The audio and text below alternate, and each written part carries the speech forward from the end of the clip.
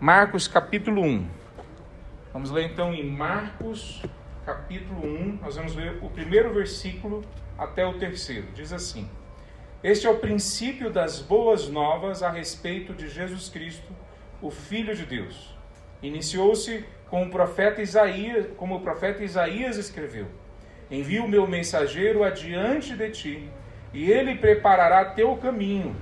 Ele é uma voz que clama no deserto: Preparem o caminho para a vinda do Senhor, abram a estrada para ele. Vamos orar?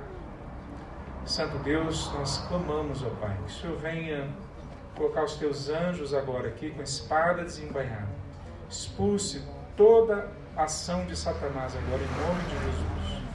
Deus, expulse agora em nome de Jesus toda seta, tire, ó Deus, todo ataque do inimigo à nossa mente e ao nosso coração agora.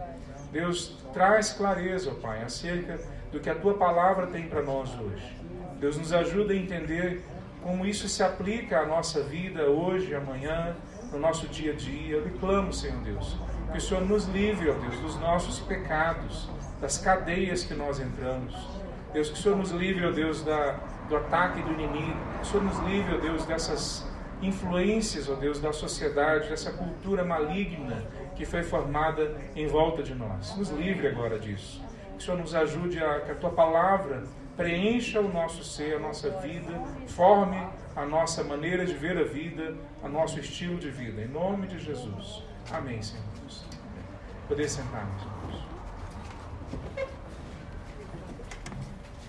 Em Marcos capítulo 8, Jesus faz uma pergunta para os discípulos. Ele pergunta o seguinte: quem as pessoas dizem que eu sou? Quem é que eles dizem que eu sou? Essa pergunta é a mesma pergunta que eu creio que Jesus está fazendo o tempo todo, não só para as pessoas lá fora, mas para nós mesmos. E nós mesmos temos que fazer ela o tempo todo. Quem é que nós entendemos que Jesus é? Tem um monte de Jesus, ou de Cristos por aí. Isso não é novidade, não deveria ser novidade. Os apóstolos falaram isso em momentos diferentes, sobre o fato de que viriam outros Cristos. Então nós temos o tempo todo pessoas querendo falar que descobriram agora, finalmente, quem é Cristo Jesus. Elas descobriram através de pesquisas científicas, arqueológicas, pesquisas históricas. Agora eles sabem quem é Jesus. Essa parte a mais acadêmica, mas isso não me preocupa tanto, pelo menos não aqui no Brasil. A gente não é tão dado assim a desconfiar da palavra de Deus aqui no Brasil. Grande parte da população brasileira acredita que a Bíblia é a palavra de Deus, pelo menos em alguma medida. Talvez ela não se entregou à verdade que está na palavra de Deus, mas ela acredita que a Bíblia é a palavra de Deus, que é um livro sagrado. Mas o que me preocupa mais não é os que os cientistas, arqueólogos, teólogos liberais dizem, mas é o que nós mesmos chegamos a acreditar sobre Jesus. Qual é o Jesus que você entregou à sua vida? Se é que você se entregou a Jesus já até esse momento. Quer dizer, qual é o Jesus? É o Jesus que cuida dos pobres? É o Jesus que dá prosperidade para a gente ficar rico? Qual é o Jesus que você se entregou? É o Jesus que não olha os nossos pecados, a gente pode fazer o que a gente quiser? Ou é o Jesus que fica olhando cada detalhe do que a gente faz e anotando os nossos erros, para no fim do dia ou no fim da nossa vida enxergar na nossa cara que nós somos pecadores?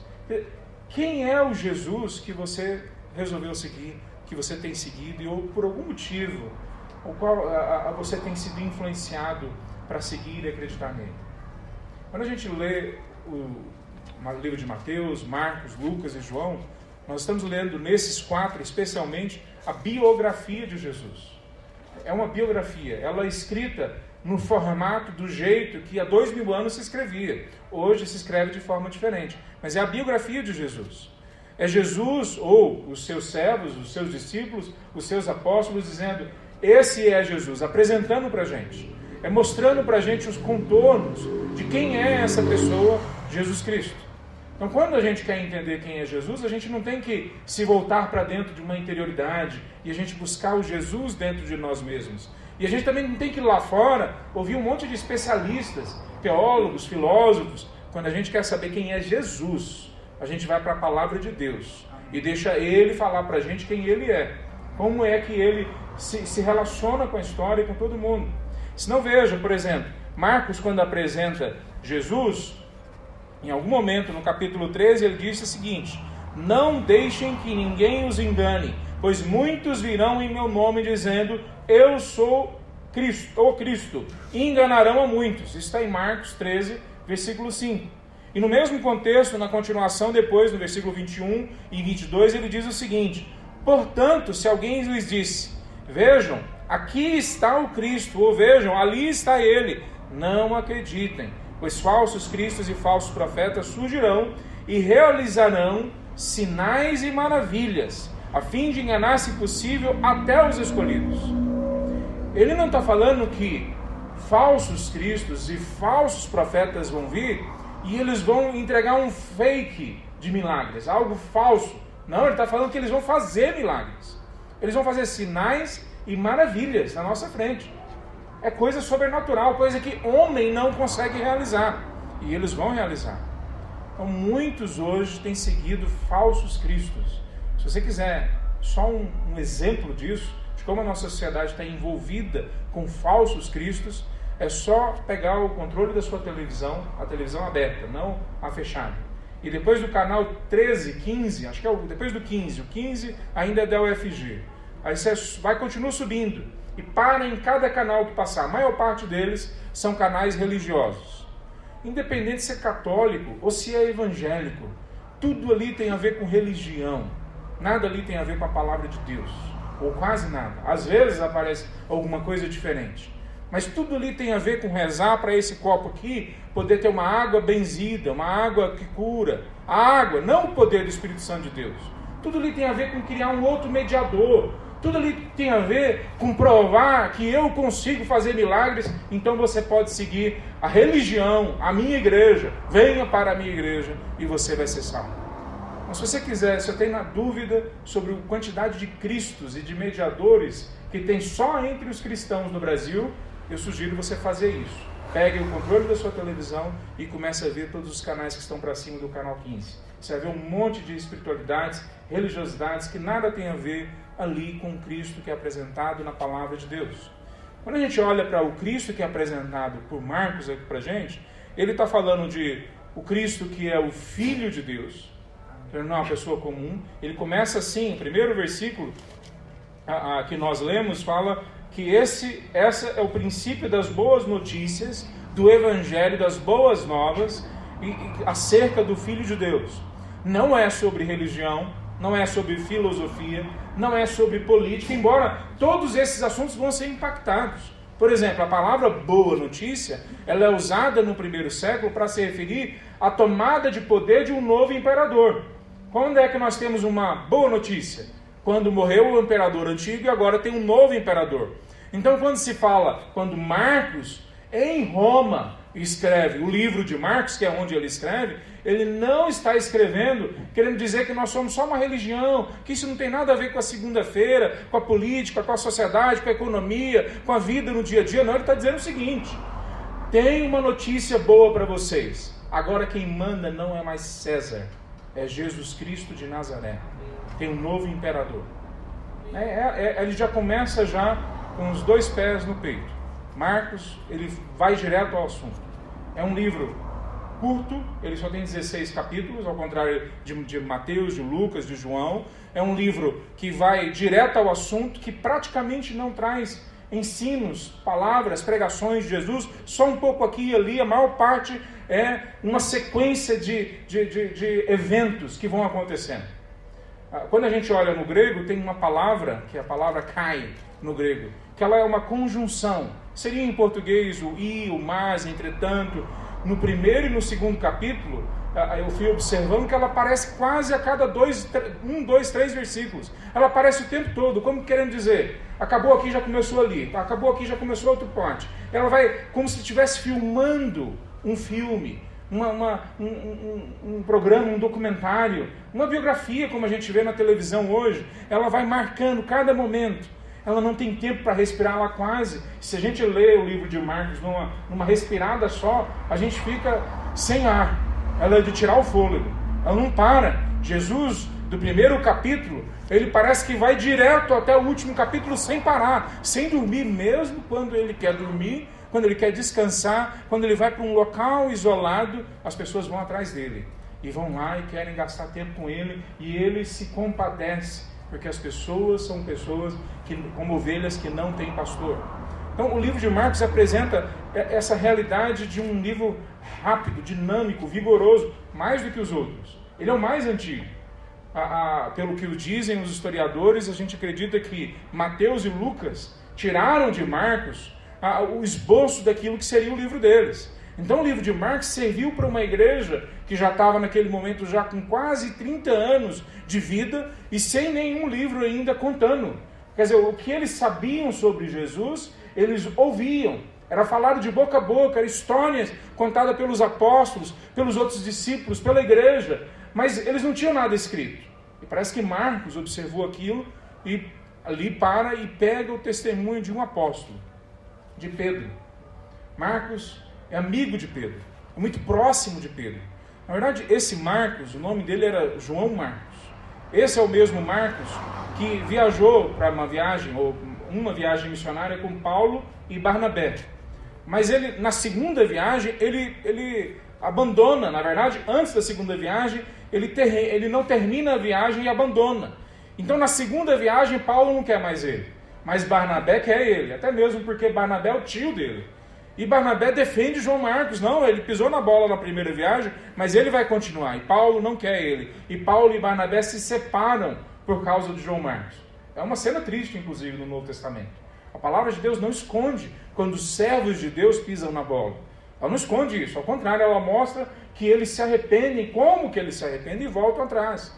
Como é que a gente sabe que eles se arrependeram? Porque Paulo, depois, em outro momento, pede para João Marcos vir até ele, porque ele é muito útil a Paulo.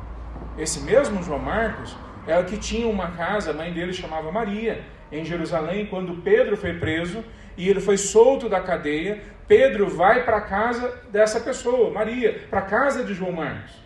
Então parece que Pedro começa a ter uma familiaridade com João Marcos ali naquele momento. 1 Pedro capítulo 5, lá no finalzinho já, Pedro chama João Marcos de meu filho. A gente sabe que Pedro não é o pai dele, mas é provavelmente o pai na fé. É aquele que gastou tempo caminhando, discipulando João Marcos. Esse João Marcos vai em algum momento para Roma. Talvez um pouco antes de Pedro morrer, talvez um pouco mais tempo, não só um pouco antes, talvez anos junto com Pedro, mas ele pega todas as anotações do que acontece, do que aconteceu na caminhada com Cristo Jesus. Talvez por isso esse seja um dos livros mais vívidos dos 4 acerca do que Jesus fez, mais detalhistas. Se você quer pegar qualquer coisa que é narrado nos outros livros, vem para Marcos, ele vai trazer mais detalhes para você, e detalhes vivos, porque Pedro, ele era talvez o discípulo mais vigoroso, é o que pulava na frente para falar antes dos outros, era o que provavelmente assumiu realmente a posição de liderança em muitos momentos. Então esse Pedro é que passa para ele várias dessas impressões, dessas narrativas, dessa história de Jesus Cristo. Esse texto, quando a gente entra nele, no livro de Marcos, as histórias são muito vívidas. Deixa eu ler dois locais para vocês. Abram comigo em Marcos capítulo 7, do versículo 31 ao 35. Para a gente ter uma ilustração de como Pedro, ou de como João Marcos, nesse caso, escreve a história de Pedro com detalhes vívidos. Diz assim, Marcos 7, 31 em diante. Jesus saiu de Tiro e subiu para Sidom, antes de voltar ao mar da Galileia e à região das 10 cidades, a Decápolis. Algumas pessoas lhe trouxeram um homem surdo e com dificuldade de fala, e lhe pediram que pusesse as mãos sobre ele e o curasse. Jesus o afastou da multidão para ficar a sós com ele, pôs os dedos no ouvido do homem e em seguida cuspiu nos dedos e tocou na língua dele. Olha a quantidade de detalhes. Olhando para o céu, suspirou e disse, Efatá, que significa abra-se. No mesmo instante, o homem passou a ouvir perfeitamente. Sua língua ficou livre e ele começou a falar com clareza. Então, por aí vai. Mas a clareza e o nível de detalhes que Marcos traz, pegando de Pedro, é muito grande. Ajuda a gente a entender o sentimento do momento. O que está acontecendo naquela situação. Um outro texto que eu queria ler com vocês, capítulo 8, versículo 22 ao 25. A cura de um cego. 8, 22 em diante. Quando chegaram a Betsaida, algumas pessoas trouxeram um cego a Jesus e lhe pediram que o tocasse.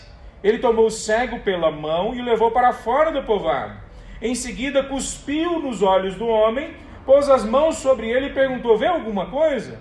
Recuperando aos poucos a vista, o homem respondeu: vejo pessoas, mas não as enxergo claramente. Parecem árvores andando. Jesus pôs as mãos sobre os olhos do homem mais uma vez e sua visão foi completamente restaurada.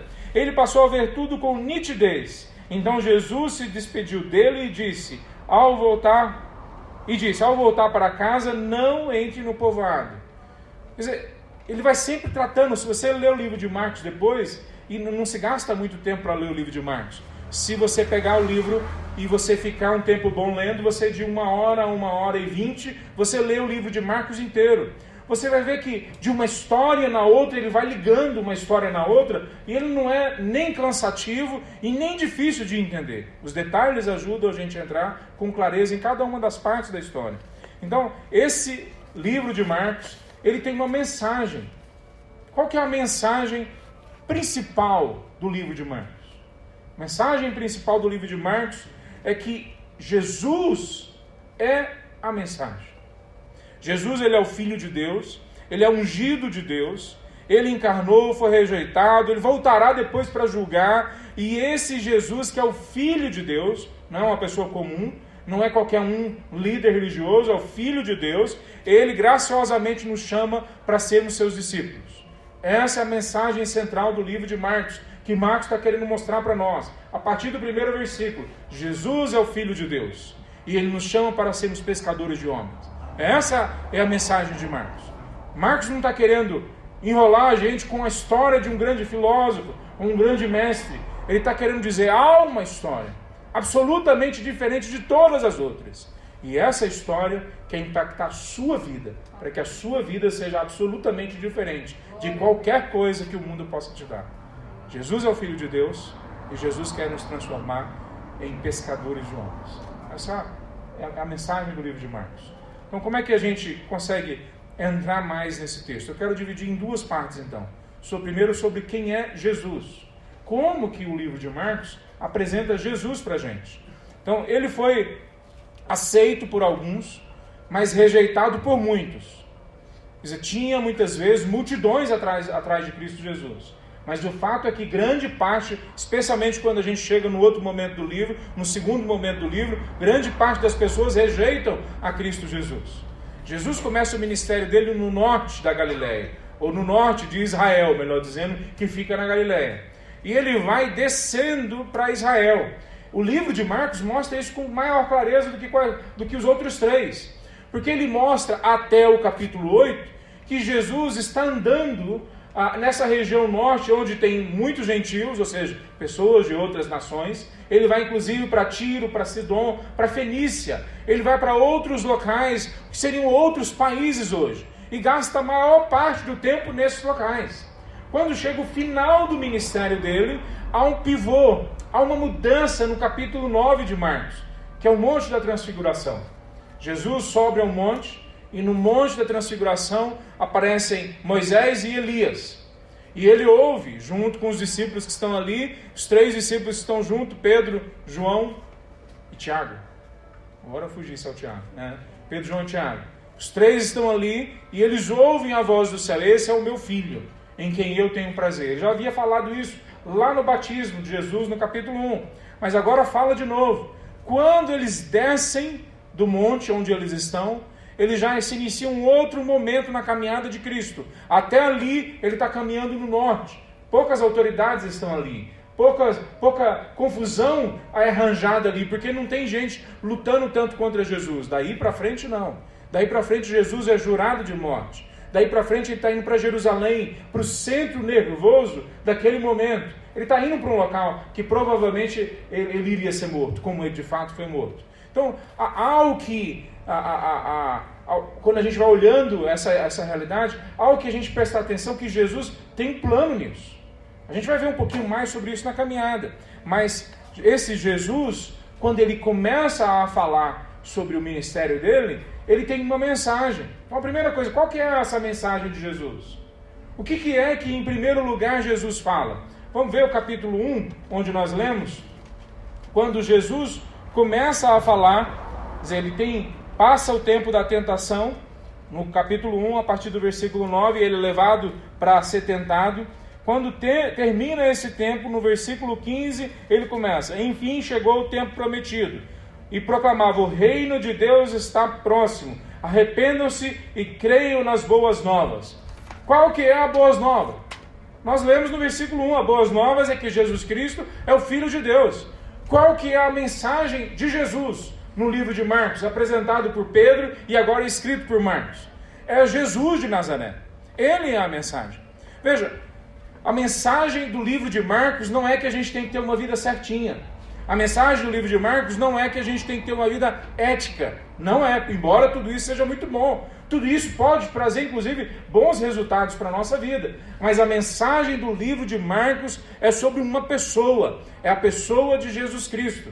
Se nós tentarmos sermos certinhos, sem confiarmos em Cristo Jesus, isso não só vai produzir um resultado desastroso lá na frente, mas hoje, nesse momento, ele é pecado. Nada que nós fazemos sem ter fé é correto diante de Deus. Quando nós tentamos ser santos, sem confiar no trabalho de Cristo Jesus, na pessoa, na relação com Cristo Jesus, nós estamos sendo só legalistas, mais um hipócrita. É o que nós somos. Quando nós seguimos, ouvimos o Evangelho, como ele é apresentado uma pessoa. É Jesus, a pessoa de Jesus Cristo. Eu queria ler o capítulo 5 com vocês, que ilustra bem o fato de que é Jesus que entra na história da vida das pessoas. Capítulo 5, versículo 25.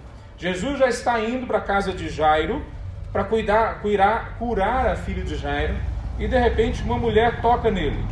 Diz assim o texto, no 5:25. No meio da multidão estava uma mulher que havia 12 anos sofria de hemorragia. Tinha passado por muitas dificuldades nas mãos de vários médicos, e ao longo dos anos gastou tudo que possuía sem melhorar. Na verdade, havia piorado. Tendo ouvido falar de Jesus, aproximou-se por trás dele, no meio da multidão, tocou em seu manto, pois pensava: se eu apenas tocar em seu manto, serei curada. No mesmo instante, a hemorragia parou, e ela sentiu seu corpo que tinha sido curado da enfermidade. Jesus imediatamente percebeu que dele havia saído o poder. Por isso virou-se para a multidão e perguntou: quem tocou em meu manto?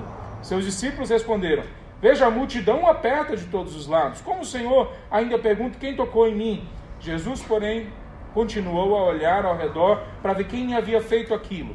Então a mulher, assustada e tremendo pelo que tinha acontecido, veio e ajoelhou-se diante dele, contou o que havia feito. Jesus lhe disse: filha, a sua fé a curou. Vá em paz, seu sofrimento acabou. Ela havia ouvido de Jesus, ela vai atrás de Jesus, ela toca Jesus, e o poder de Jesus a cura. Não é uma mensagem sobre a ética, não é uma mensagem religiosa. Realiza certos experimentos, certos exercícios religiosos e sua vida vai mudar. É uma mensagem sobre uma pessoa. O nome dessa pessoa é Jesus de Nazaré. Veja, mesmo sendo a mensagem sobre ele, havia sempre um segredo acerca do que ele estava fazendo. Sempre tinha um tom, pelo menos até a primeira parte do livro. Jesus sempre falava, quando ele expulsava os demônios: não falem para ninguém quem eu sou. Jesus falava para alguns que ele curou: não fale para ninguém. Havia um certo segredo. Senão vamos ver, por exemplo, no capítulo 1 ainda, no versículo 25, ele diz aos espíritos malignos que o reconheceram: calem-se, não é para falar nada. Não tem entrevista. Não tem os espíritos falando para os outros quem é Jesus. Ele não queria que ninguém falasse. Depois, no versículo 34, alguns versículos depois, Também os outros demônios que ele expulsa, ele não deixava falar, porque eles sabiam quem era Jesus. No versículo 34. Depois, no versículo 44, ele cura um leproso e ele ordena o leproso para não falar para ninguém quem que ele era. Veja, tem todo um segredo que Jesus vai criando.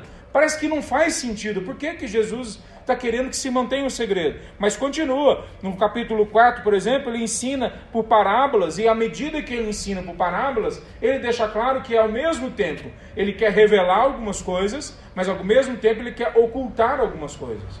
Ele só revela o todo para os discípulos dele, não para todo mundo.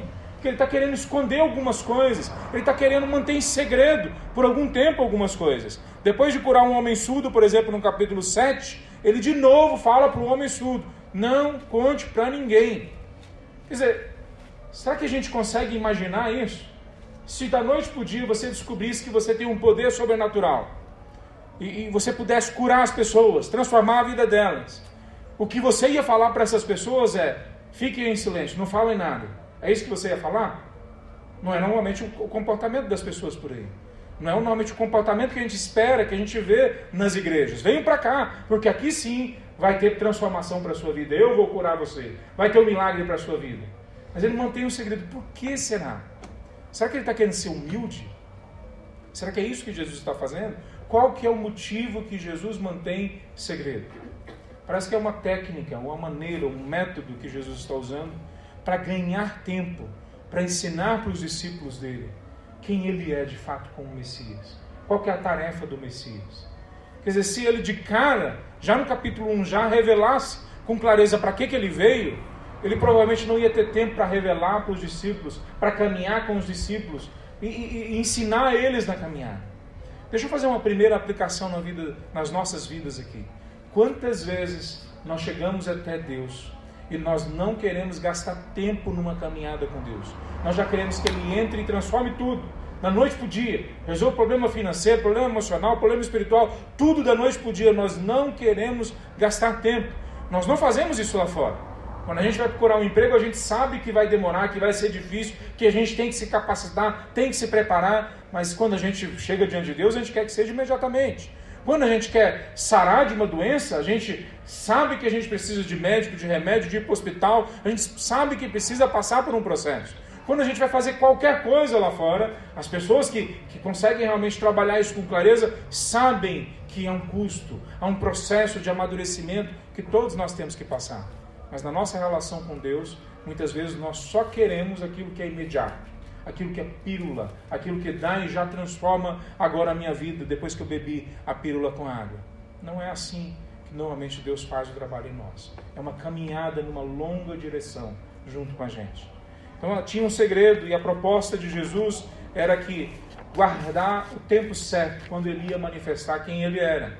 Esse Jesus que vai mantendo o segredo, como eu já falei, ele curava pessoas. Ele curava pessoas, como curou o paralítico, aquele que descem pelo teto, no capítulo 5, como curou a filha de Jairo, e no mesmo capítulo, no capítulo 5, essa mulher que nós lemos sobre a história dela, do fluxo de sangue. Ele curou gentios, pessoas que não eram do povo judeu. Em outro local a gente sabe que foi falado que Jesus não tinha vindo, não naquele momento, para alcançar a gente, pessoas que não são judeus.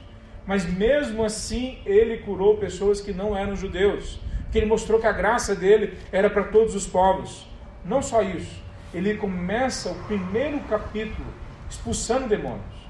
Você viu o que acontece? Nós lemos rapidamente o primeiro capítulo e algumas partes, mas no primeiro capítulo ele já começa, a partir do versículo 21, ele expulsa um demônio, depois caminha mais um pouco, ele expulsa outro demônio, né, fala da expulsão de alguns demônios, na verdade.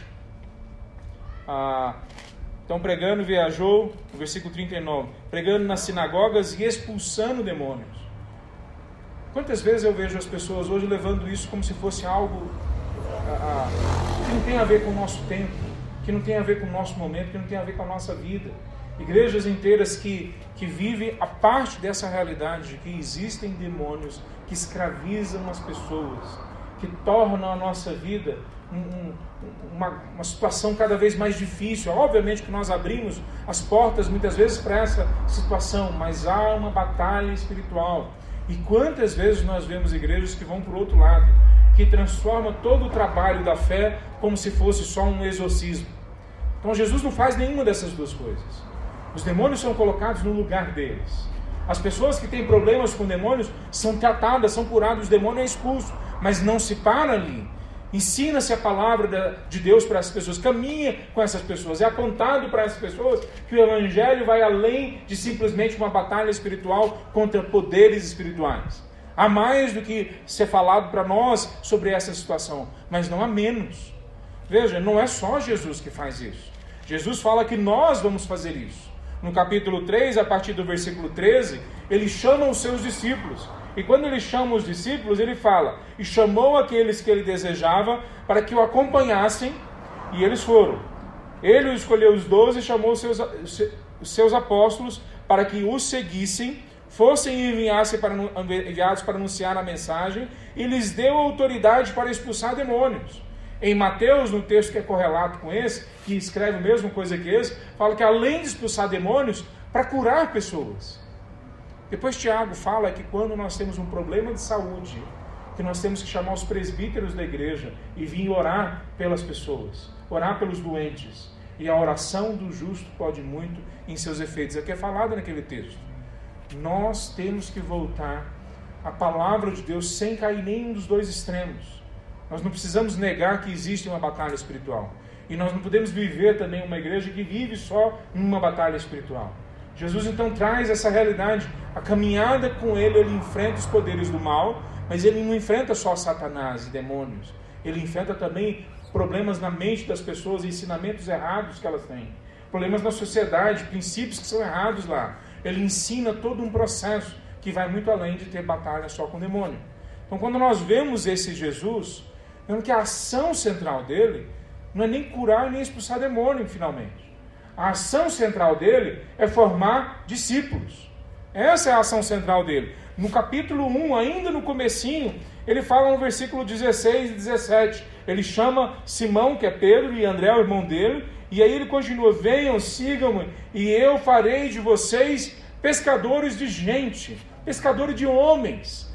Veja, quando Jesus chama a primeira pessoa a caminhar com ele não fala para essa pessoa: agora você vai ser rico e próspero, agora você vai ser uma pessoa ética e boa e todo mundo lá fora vai ver que você é crente, agora você vai ser uma pessoa que é a propaganda da nossa igreja, eu sou igreja tal, né, como temos aí. Não, ele fala: você vai ser meu seguidor, meu discípulo, você vai se comportar como eu vou te ensinar. Existe um processo que foi entregue para você, que você aprendeu, que forma você como gente, mas que formou você errado. Agora eu vou formar você certo. Como é que funciona o homem? O homem, a mulher, funcionam para alcançar outros homens e mulheres para a glória de Deus. Esse é o nosso jeito que nós somos criados. Esse é o nosso propósito, para o que nós somos criados.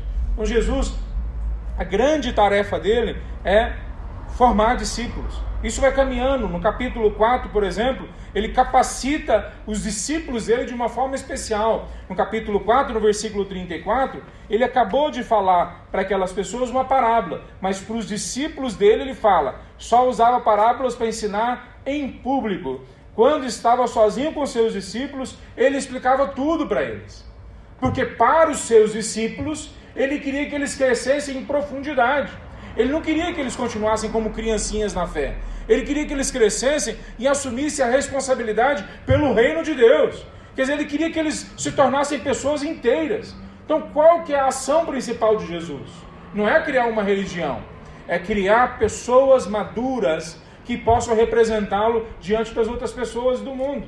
A tarefa principal que ele é apresentado aqui é que eles são chamados discípulos, inclusive, não só para aquele momento e lugar, mas para outros momentos e lugares. A visão deles, se você for vendo o livro de Marcos, vai se expandindo para o que Jesus está chamando, até chegar no capítulo 16, versículo 15, diz assim: vão ao mundo inteiro e anunciem as boas novas a todos. Quem é que tem enviado para o mundo todo? Todos os discípulos, e todos os seguidores, e todos os que são crentes. Então, quem não é enviado é porque não é chamado, e quem não é chamado é porque não é crente. E quem não é crente em Cristo Jesus, significa que para ele só resta a condenação eterna. Então, não existe projeto do reino de Deus separado do projeto de Deus formar os seus discípulos, os seus seguidores. Não existe. Não existe um grupo de pessoas que a elas é dada a responsabilidade de levar o evangelho e um outro grupo de pessoas fiquem na igreja só dando dinheiro, né? Só sendo banco, ou só orando. Não existe isso. No evangelho só existe um objetivo para nós: é que sejamos formados à imagem de Cristo Jesus, que nós também vamos lá fora e salvamos as pessoas. Há limitações nisso. Jesus salva no poder dele. Ele é o Salvador. Nós apresentamos a salvação no poder de Cristo, não é no nosso poder. Nós apontamos para ele. Mas guardando essas devidas diferenças, nós temos a mesma tarefa que Cristo Jesus. Nós temos que ser para o nosso tempo e para a nossa geração o que Cristo e os apóstolos foram para o tempo deles e para a geração deles. Nós somos chamados a sermos pescadores de homens, pescadores de gente. Quem é esse Jesus que faz isso? O texto mostra várias coisas sobre ele. Por exemplo, fala que ele é o filho do homem. Sendo filho do homem, ele é só uma pessoa comum. É uma expressão usada em Números, em Jó, para se falar é um filho de um homem. É o filho do homem, é um filho de um homem. Nada especial sobre esse homem. Então, no primeiro momento, Jesus está falando que ele é só uma pessoa comum. Ele usa essa expressão em outros momentos. Mas a gente sabe que a mentalidade das pessoas naquele momento vai além disso. E Jesus em Mateus cita, por exemplo, Salmo 110, versículo 1. Ele fala que esse Salmo 110, versículo 1 é a respeito dele. E ele diz o seguinte: todos estão falando sobre o Messias, e ele cita como é que o Messias pode ser menor. E ele fala, porque sobre o Messias é falado, o Senhor disse ao meu Senhor. Então é Davi falando que existe um Senhor acima dele. Ele falou: o Senhor disse ao meu Senhor, sente-se no lugar de honra à minha direita, até que humilhe seus inimigos e o ponha debaixo dos seus pés. Mateus fala isso no capítulo 22. Essa é a ideia que, embora ele seja homem, ele é mais do que homem. Aí depois essa mesma palavra sobre o filho do homem é usada por Ezequiel. Isso tem na mentalidade daquelas pessoas. No livro de Ezequiel, o filho do homem é o profeta. Agora também não é só um homem comum, é um profeta. Há muitas similaridades. O Ezequiel foi chamado também por volta de 30 anos. Jesus inicia o ministério dele por volta de 30 anos. Ezequiel não é aceito pela maioria, Jesus não é aceito. Ezequiel sofre, ele também sofre. Ezequiel prega para pessoas que estão mortas. Jesus também prega para aqueles que estão mortos. Há um monte de similaridades. Mas Jesus é mais do que um profeta. E aí depois em outro local, Jesus é apresentado como o Messias. Aliás, começa o livro de Marcos dizendo que ele é o ungido. A palavra que é usada em português, na maior parte das Bíblias, é a palavra Cristo. Veja, Cristo não é o sobrenome de Jesus. Cristo é o que ele é. Cristo é o Messias, o ungido de Deus, para ser o nosso Salvador. Então, esse Messias é linkado com Isaías capítulo 53. Ele é o filho do homem, mas ele é mais do que simplesmente um homem. Ele é um profeta, mas ele é o servo sofredor, o nosso Messias, que vai entregar a vida dele por nós. Veja, toda essa linguagem, todo esse pensamento vai crescendo na mente deles. Quem é o filho do homem para aquelas pessoas do primeiro século? Mateus capítulo 12, vamos sair fora um pouquinho do livro de Mateus, de Marcos, para olhar como as pessoas da época olhavam essa expressão filho do homem. Versículo 34, diz assim: raça de víboras, como poderiam homens maus como vocês dizer o que é bom e correto? Não, eu marquei errado. 12, 34. Eu marquei errado.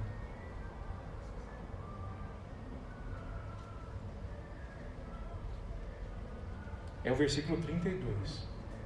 Quem falar contra o Filho do Homem será perdoado, mas quem falar contra o Espírito Santo não será perdoado, nem neste mundo, nem no mundo por vir. Não é esse texto também. É no capítulo 12, mas...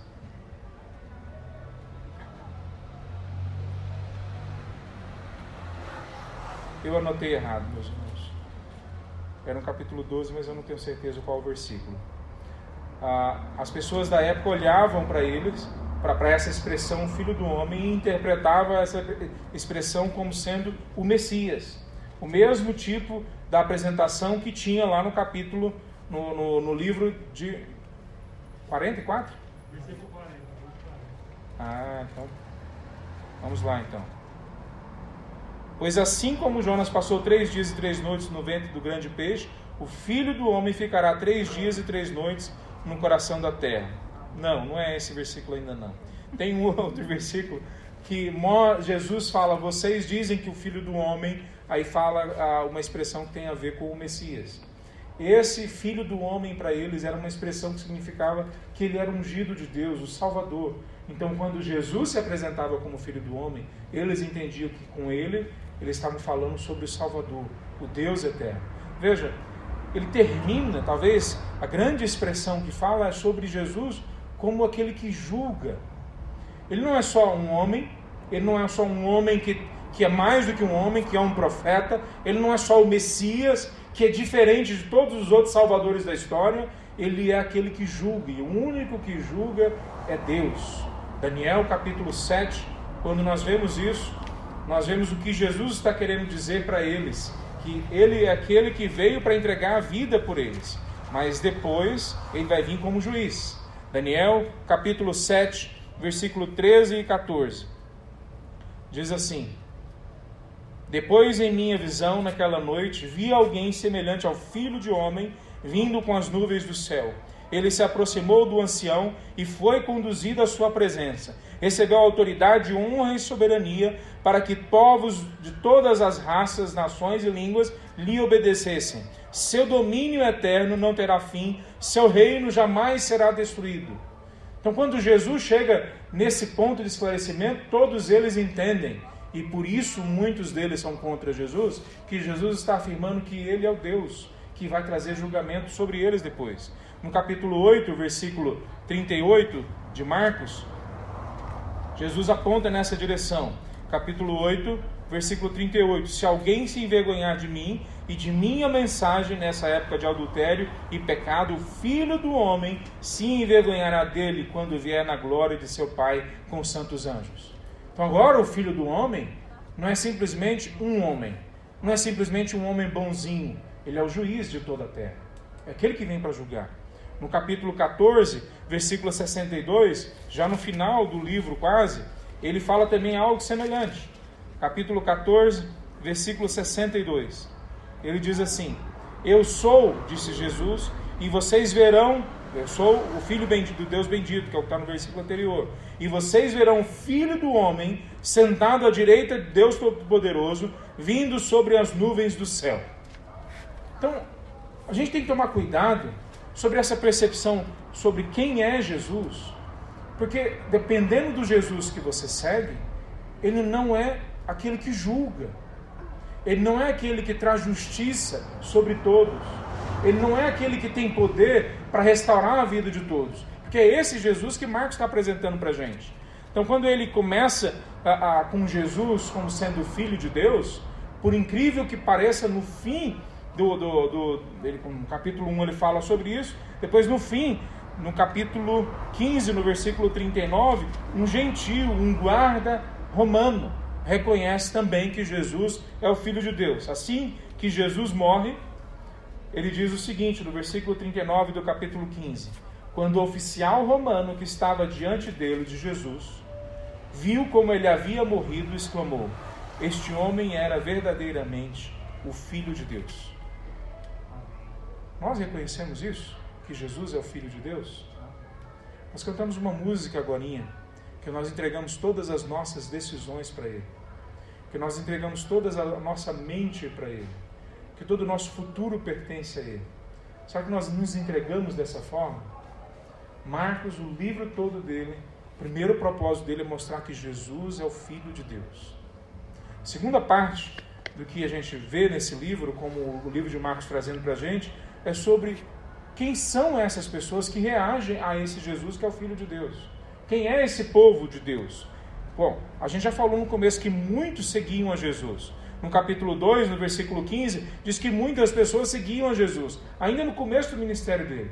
Mas na sequência também mostra que ele não era unanimidade. Por exemplo, no capítulo 3, no versículo 21, a família dele vai até ele porque não acredita no que ele está falando. Mais do que isso, a família dele acha que ele é doido. Será que isso já aconteceu com alguns de vocês? Você aceitar o Evangelho ou aceitar o Evangelho para valer? É diferente de só estar numa igreja esquentando o banco. E aí a sua família olha para você e acha que você é doido. Né? Agora virou fanático. Agora vai ser desse jeito, agora não dá para ser só domingueiro, não pode ser só domingo. Quer dizer, alguns seguem a Jesus, mas não é unanimidade. Poucos realmente vão atrás de Jesus com todo o coração. Isso não está falando só deles lá atrás. Está falando da gente também aqui na frente, nesse momento da história. Esses que seguem a Jesus são pessoas, por exemplo, de todos os tipos. São homens, mulheres, crianças, adultos, são gentios, são nacionais do povo de Israel, são pessoas educadas, mas todas as pessoas que seguem a Jesus são doentes. Na verdade, esse é um princípio que Jesus coloca. No capítulo 2, versículo 17, Jesus fala que se você não é doente, não é para você o Evangelho. Então, preste bem atenção. Marcos, Pedro estão trazendo para nós com clareza o que Jesus disse, que se você não se reconhece um doente terminal, o Evangelho não é para você. Me desculpa, mas não é para você. Talvez tenha uma outra religião lá fora que sirva a você, mas não o Evangelho. O Evangelho que está na palavra de Deus é assim, versículo 17 do capítulo 2. As pessoas saudáveis não precisam de médico, mas sim os doentes. Não vim chamar os justos, mas sim os pecadores. Qual é o Evangelho que é pregado para nós, a partir do livro de Marcos, a partir da palavra de Deus? Que todos nós pecamos e estamos destituídos da presença de Deus. Todos nós somos doentes da alma, doentes do espírito. Todos nós padecemos. Por isso que quando vem uma teologia da prosperidade que diz que todos nós vamos ser curados de todas as nossas doenças, ela não é só uma heresia, ela é uma blasfêmia contra Deus. Porque ela está dizendo o seguinte, que Deus vai curar todas as nossas doenças, independente se a gente se arrepende, se a gente vem até Ele e derrama as nossas vidas diante dEle. Que Deus vai curar a gente e vai nos dar tudo o que nós queremos, independente se nós nos tornamos discípulos dEle. Se nós não somos discípulos dEle, não há esperança para nós. Não há esperança para nós. Veja, se nós nos tornamos discípulos dEle, há esperança mesmo para o pior endemoniado. Gadareno, aquele da região de Gadara, né, aquele que vem endemoniado até Jesus, se torna um discípulo de Jesus. Ele é enviado por Jesus depois de ser liberto para pregar o Evangelho para a família dele. Então, se aquele que tinha uma legião dentro dele, foi possível tornar ele um discípulo de Jesus, então é possível ser transformada a sua vida para você ser um discípulo de Jesus plenamente, vivendo o Evangelho. Agora, se você não quiser isso, não adianta nada mais acontecer na sua vida, porque o Evangelho só vem para doentes, não vem para pessoas saudáveis. Não vem.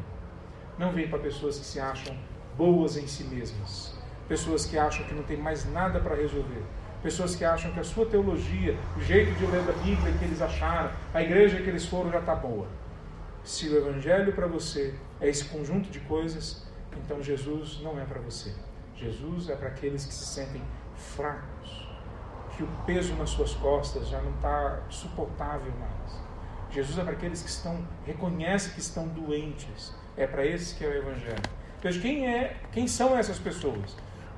Marcos vai trazendo algumas características dessas pessoas que eu me olho nelas, eu me vejo nelas. Por exemplo, no capítulo 9, há uma pessoa que Jesus conversa com ele, o filho dele está doente e ele quer que seja curado, a filha na verdade, e aí Jesus, no capítulo 9, versículo 24, fala para ele que se ele crer, é possível que o filho dele seja assim, é possível, vai ser curado o filho dele.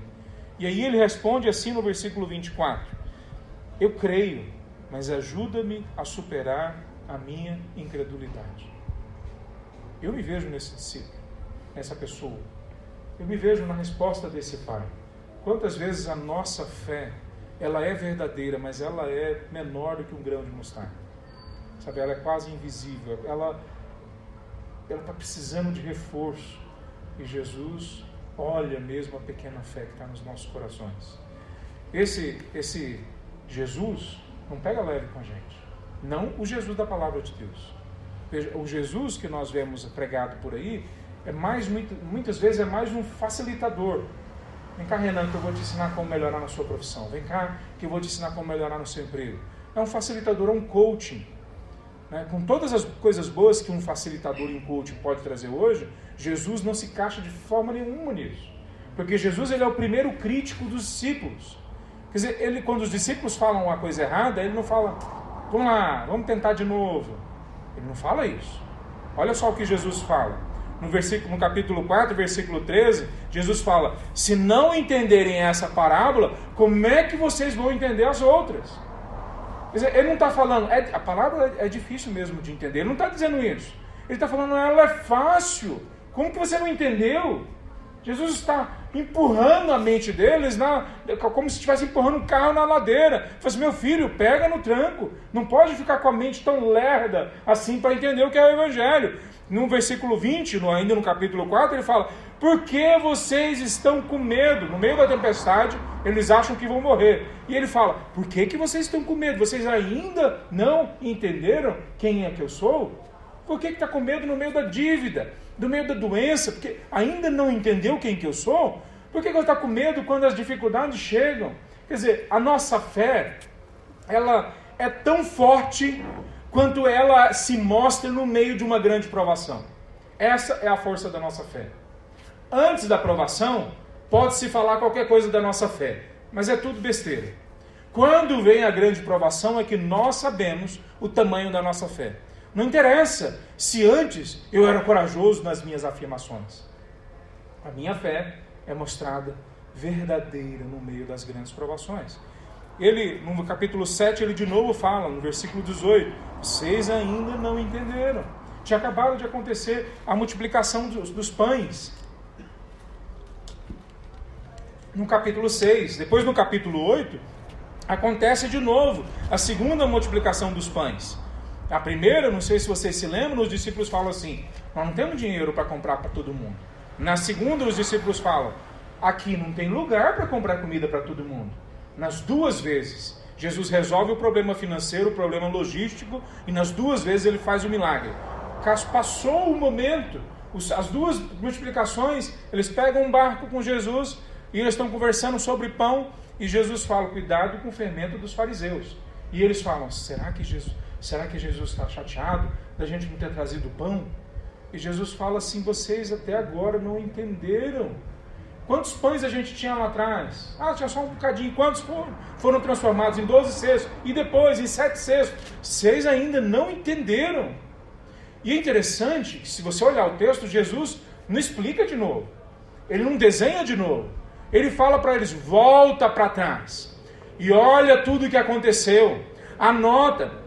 Pega o seu diário, veja o que aconteceu, o que você anotou naquele dia do milagre, da cura, da libertação. Veja o que aconteceu lá atrás e traz para você agora de novo. Jesus não fala naquele momento, ele não é tranquilinho com ele. Ele fala, não, meu amigo, vá lá, pega o seu diário e veja o que aconteceu no dia da primeira multiplicação, no dia da segunda multiplicação, no dia que eu curei um cego, que eu curei um leproso. Olha lá, não é possível que vocês ainda não entenderam quem que eu sou. Veja, Jesus não pega leve com nenhum deles. Isso não acaba aí. No Monte da Transfiguração, Pedro se coloca diante de Jesus e sem saber o que fazer, que é o que fala o texto, no capítulo 9, versículos 5 e 6, ele está nervoso e fala, vamos fazer 3 tendas. Eu fico imaginando o rosto de Jesus nessa hora. Jesus conversando com Moisés e Elias, em algo absolutamente sobrenatural, fantástico.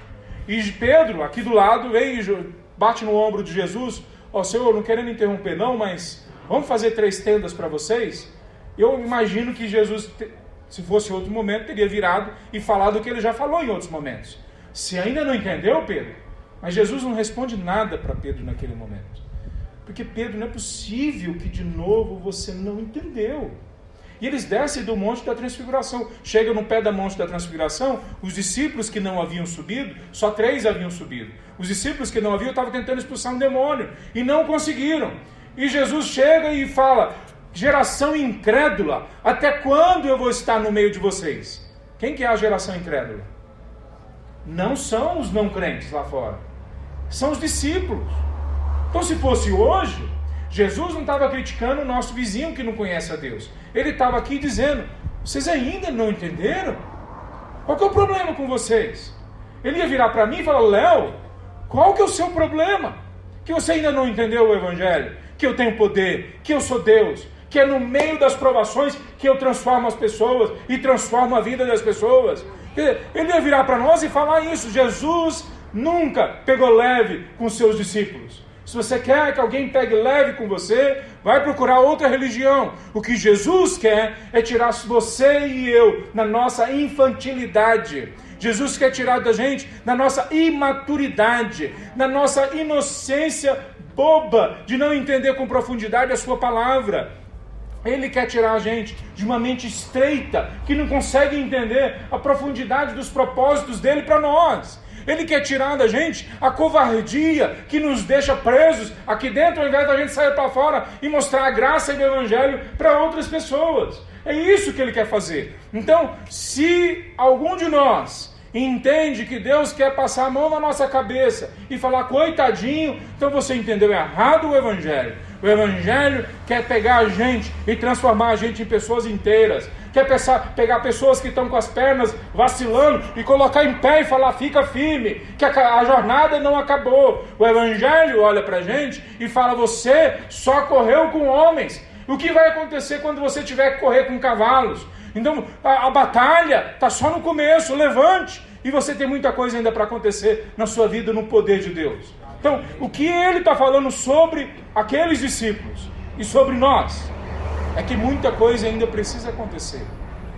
No fim da caminhada deles, Jesus pega os mesmos 3 que subiram no Monte da Transfiguração, e leva para o Getsemane. Quando ele chega no Getsemane, ele fala para eles orarem e jejuarem. E eles orarem e vigiarem, né? Não jejuarem. Talvez eles estivessem jejuando também, mas é vigiar naquele momento. E eles dormem. Aí Jesus volta. Jesus já está orando com intensidade, suando sangue. E ele volta e os discípulos estão acordados, ou estão dormindo. E ele acorda eles uma vez, acorda eles a segunda vez, acorda eles a terceira vez. Na terceira ele fala: chega, vamos embora. Aqueles que vieram atrás de mim já chegaram, o meu traidor já me entregou. Judas estava chegando com um grupo de pessoas que iria levá-lo. Então eles ficam mesmo até o final da jornada com Cristo Jesus, talvez espantados com o poder e a sobrenaturalidade da ação de Jesus. Mas eles ficam ao mesmo tempo em dúvida, descrentes, fracos acerca de quem é Jesus. Eles não conseguem se entregar totalmente. Exatamente como você e eu. Tem uma figura nesse texto que exemplifica bastante quem nós somos. Pedro. Pedro, ele foi o informante, digamos assim, de Marcos. Aquele que deu as informações para escrever o livro de Marcos.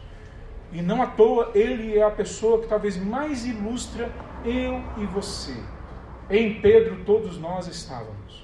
Porque esse Pedro, veja, ele é o grande líder da igreja de Roma, pelo menos que a gente conhece.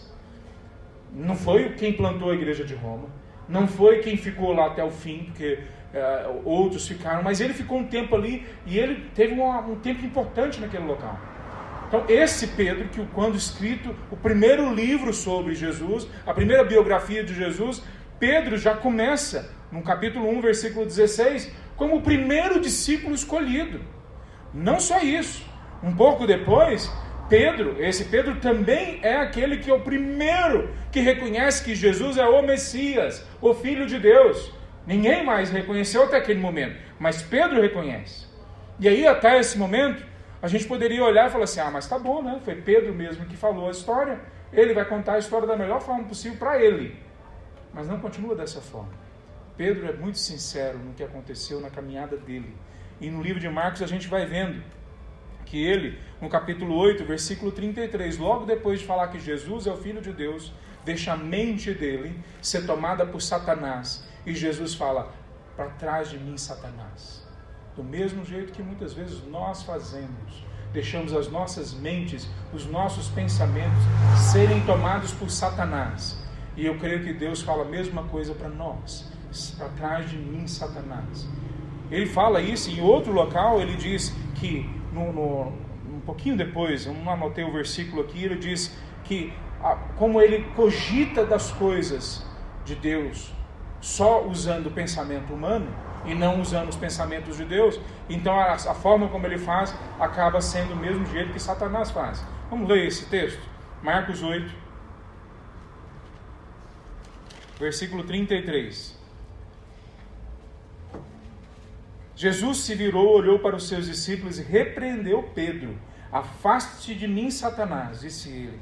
Você considera as coisas apenas do ponto de vista humano e não da perspectiva de Deus. Ou seja, olhar as coisas só do jeito que homens olham é demoníaco.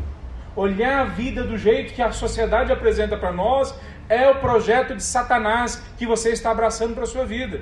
Então ele não está sendo leve de novo com Pedro. E assim como ele não é com a gente. Veja, a gente já viu que no Monte da Transfiguração Pedro fez um papelão ali. Ele se tenta apresentar como corajoso quando Jesus diz, por exemplo, que todos vão abandonar, e ele fala: eu não. E Jesus fala: antes de cantar o galo 2 vezes, você vai me negar 3 vezes. Então esse Pedro vai sendo desmascarado uma vez depois da outra. Ele fracassa uma vez depois da outra. Quem é o maior traidor? Pedro ou Judas? Quem que é o maior? O fato é que quando a gente chega no final do capítulo 14, a gente vê uma coisa impressionante. Abra comigo. Capítulo 14, a segunda parte do versículo 72. Ele diz assim: então Pedro, depois que ele negou a Cristo Jesus, então Pedro se lembrou das palavras de Jesus: antes que o galho cante 2 vezes, você me negará 3 vezes. E começou a chorar. Algumas Bíblias falam que começou a chorar amargamente. Eu não sei se Judas chorou. E se ele chorou, certamente não foi por arrependimento, porque não é isso que a palavra de Deus nos mostra. Mas no choro de Pedro estava depositada a esperança dele. Quando Pedro chora, ele coloca todo o coração diante de Deus e de Jesus e fala: eu sei que eu fracassei. Eu sei que eu não sou o suficiente. Eu sei que eu não dei conta. E eu não consigo mais fingir. Eu sei que a caminhada chegou no fim. E eu já não tenho mais saída. Eu não tenho mais para onde subir. Eu não tenho mais estrada debaixo dos meus pés. Eu sei que tudo acabou. Eu sei. Eu só tenho uma coisa para te apresentar: o meu choro. E ele chora. Quase, se você ler o texto depois, quase que o livro de Marcos encerra aqui, porque na sequência a gente basicamente tem a crucificação de Cristo Jesus. Ele é açoitado 2 vezes. Ele é açoitado pelos guardas do templo, e ele é açoitado depois pelos oficiais romanos. E Pedro vê isso, e o choro dele, eu imagino que se intensifica da mesma forma como eu creio que muitas vezes deveria acontecer com os crentes em Cristo Jesus, quando reconhecem, quando percebem o quanto que são fracassados. Meus irmãos, a grande diferença de um servo de Deus, de uma mulher de Deus, não é que ela não erra. A palavra de Deus não dá um certificado de proficiência em ética e moral para a gente. A grande diferença de um servo de Deus é que com a mesma velocidade que nós erramos, nós nos arrependemos, choramos, nos derramamos diante de Deus, voltamos para Ele e falamos: Senhor, eu não tenho nada para oferecer a não ser o meu choro. O meu choro é a minha resposta que eu posso dar. Não tenho mais solução, eu não tenho mais saída, eu não tenho mais recursos, eu não tenho mais para dar. Eu só tenho o meu choro, o meu arrependimento. Que Marcos mostra para a gente, meus irmãos, no livro dele, que tem um Senhor É o Senhor Jesus. Não sou eu, não é você, não é César, não é o pastor, não é uma figura mítica, não é um grande mestre. É o Senhor Jesus de Nazaré, uma pessoa de carne e osso que esteve entre nós e que subiu e hoje está à direita de Deus. E Ele nos chama para sermos pessoas plenas, que pegam outros que estão quebrados e transformam esses outros em pessoas plenas.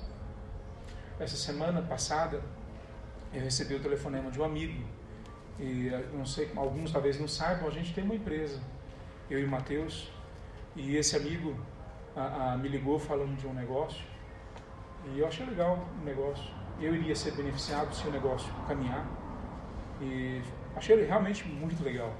Nessas horas de crise é muito bom ter um negócio que fecha. Mas em outro momento, esse mesmo amigo me falou o quanto que era importante, ou ele me mostrou, na verdade, o quanto que foi importante o discipulado na vida dele, o quanto que isso marcou a vida dele, o quanto que ser discípulo de Jesus, mas preparado pela igreja, por irmãos, por uns aos outros, por ser colocado diante da vida para se tornar uma pessoa, pelo tanto que isso foi marcante e importante na vida dele. Eu fiquei feliz com o negócio, mas na mesma conversa, quando chegou nessa parte, eu fiquei extremamente feliz. E eu lembrei que eu ia pregar Marcos, e eu lembrei de trazer isso para vocês. Meus irmãos, não existe nada mais significativo para as nossas vidas, depois da salvação em Cristo Jesus, do que nos tornarmos plenos naquilo que Ele nos oferece e levarmos outros a se tornarem plenos naquilo que Deus oferece. Em Deus nos alcançar e nos transformar em plenos diante dEle. E agora a gente poder ir no outro e bater na porta da casa do outro e falar: e agora eu estou aqui para ajudar você a encontrar o caminho de volta para o Mestre. Todos nós estamos na caminhada. Alguns às vezes estão bem e de repente não estão mais bem. Alguns estão mal e de repente o momento vira e agora eles estão bem. Alguns estão maduros e aí se frustram quando descobrem que ainda são imaturos em algumas coisas. Alguns são extremamente imaturos, mas de repente Deus derrama sobre eles um crescimento diferente. Quer dizer, todos nós estamos na caminhada. Não interessa aonde nós estejamos na caminhada, mas só há esperança para nós quando há choro em nossos olhos. Quando a gente chega diante de Deus e fala: Senhor, nós vamos fracassar sem o Senhor. O Senhor precisa vir e nos resgatar. Eu não sei se vocês se lembram como essa história se encerra. E aí eu vou fazer eu vou extrapolar. Porque essa história não se encerra do jeito que Marcos termina. A história se encerra no jeito que João termina. João pega Pedro, coloca no meio de uma fogueira, uma roda, onde estão alguns discípulos sentados, Jesus do lado de Pedro. Alguns discípulos estão em pé, olhando, e todos estão olhando para uma conversa. Sabe qual que é a conversa? Eu vi o seu choro, Pedro. Eu vi o seu choro. Ele fala de outro jeito. O que Jesus fala para Pedro é: você me ama? E Pedro fala: eu te amo. E ele fala a segunda vez: você me ama, Pedro? Ele fala: Senhor, eu te amo. E ele fala, todas as vezes ele fala: então cuida das minhas ovelhas. E na terceira vez ele fala de novo: você me ama, Pedro? E ele fala: Senhor, o Senhor sabe que eu te amo. Não adianta o que eu vou responder, o Senhor sabe que eu te amo. Ele muda a palavra. A palavra que ele usa ali, cuidar das minhas ovelhas, das minhas ovelhinhas. E Pedro, talvez ele se sente naquele momento como uma ovelhinha diante de Jesus. Ele fala: Senhor, eu não sou maduro, eu não sou grande, eu não sou o cara, eu não sou isso que eu pensei que eu era, mas eu te amo, com aquilo que o Senhor colocou no meu coração. Então, meus queridos, esse é o livro de Marcos. Nós vamos continuar as próximas semanas estudando sobre ele. Alguns talvez estão torcendo para que seja menos tempo, né? Cada pregação, mas nós vamos estudar com ele esse livro. E uma das coisas que eu tenho aprendido junto com o Mateus, com o Antônio e com outros que a gente tem caminhado, que ler a palavra de Deus, mesmo sem outros recursos a nos ajudar, é a coisa mais importante, mais viva que tem para transformar as nossas vidas numa vida de miséria para uma vida plena em Cristo Jesus. Então vamos aprender a ler a palavra de Deus juntos. Vamos orar? Santo Deus, nós colocamos diante de Ti a nossa vida, Pai. Nosso choro, Senhor Deus. Nós clamamos, Senhor Deus. Nos liberta do poder de Satanás. Nos liberta, Deus, da cadeia dos nossos pecados. Nos faz desejar sermos santos, ó Deus. Nos ajuda a identificar o pecado e chamar de pecado e nos arrepender rápido. Deus, nos ajuda a nos afastarmos, ó Deus, dos princípios, das maneiras, dos métodos que o mundo nos apresenta para ganhar a vida e para viver a vida. Deus, nos liberta, ó Deus, dessa vida toda que não agrada a Ti e nos coloca numa vida que agrade a Ti em tudo. Em nome de Jesus. Amém. Queria convidar o